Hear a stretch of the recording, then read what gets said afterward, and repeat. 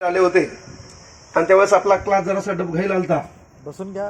तर त्यांच्या प्रचार सभेला सूत्रसंचालन करायला कांगणे सर होते. बाबासाहेब आंबेडकरांनी काय दिलं त्याचं सर्वात मोठं उदाहरण विठ्ठल कांगणे आहे. ते आमदाराच्या बाजूला सध्या बसलेले होते, हे लक्षात घ्या. म्हणून बाबासाहेबांना केवळ एका जातीचा उद्धार केला नाही, तर बाबासाहेबांना समग्र भारताचा उद्धार केलाय, हे आपण लक्षात घ्यायला हवं. विचारमंचावर बसलेल्या सर्व सन्मान्य मान्यवरांना आदरपूर्वक सन्मान देतो. या ठिकाणी लक्षात घ्या, बाबासाहेब, आता जयंतीचा कार्यक्रम बाबासाहेबांनी काय दिलं, तर पहिल्यांदा जरासा स्टेज आहे, या स्टेजकडे जरासं निहाळून पहा. मी भाषा समजत नसेल, मी मराठवाड्यातला आहे, पण आमच्या भाषेत प्रेम आहे.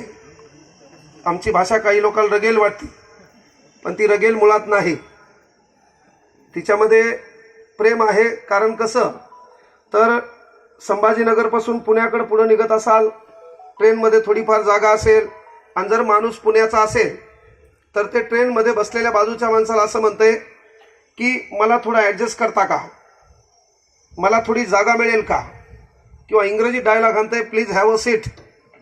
आणि तेच संभाजीनगरपासून इकडं परभणीकडे जात असेल आणि त्याच्यात आमच्या परभणीचं उभा असेल, तर मग डायलॉग आणते एकड होय.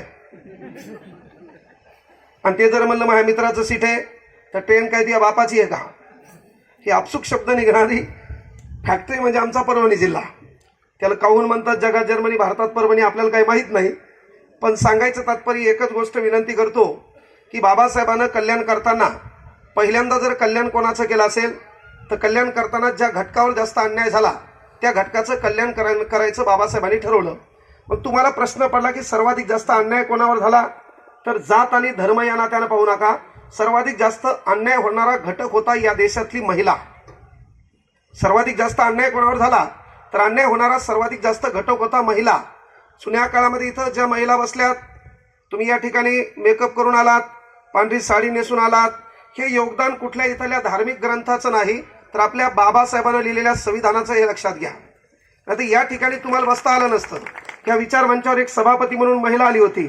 ही महिला इथल्या कुठल्या धार्मिक ग्रंथामुळे नाही, तर आपल्या बाबासाहेबाच्या संविधानामुळे, ही गोष्ट लक्षात घ्या. फक्त विनंती एकच आहे, आपल्या समूहाचा नेता होत असताना, समाजाचा नेता होत असताना, कुठल्याही पक्षाचा पार्टीचा रुमाल घालून अख्खा समाज माझ्या मागं आहे अशा भूलथापांना बळी पाडू नका. संघटना निर्माण करा, नेते व्हा, पैसे खा, पण विनंती एकच आहे. कारण वामनदादा कर्डक छान म्हणालेले आहेत, संघटना हजार झाल्या, नेते हजार झाली, कुणा आपली म्हणावी, चेहरे हजार झाली, तू पाहिलेली स्वप्न पूर्ण झाली तर का रे, भीमा तुझ्या मताची माणसाज मेली तर का रे, भीमा तुझ्या मताची माणसाज मेली तर का रे. म्हणजे आपल्या हृदयातला बाबासाहेबांचा विचार मारता कामा नये.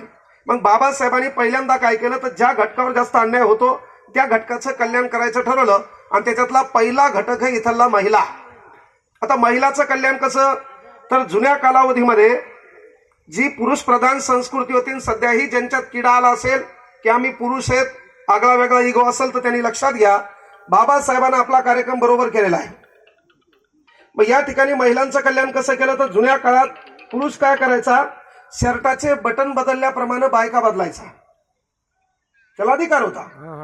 बरं, संविधान होण्या अगोदर आपल्या देशात कायदे नव्हते का, संविधान असण्या अगोदर बी या देशात कायदे होते, पण ते कायदे पंथाला धरून होते, ते कायदे जातीयतेला समान करणारे नव्हते.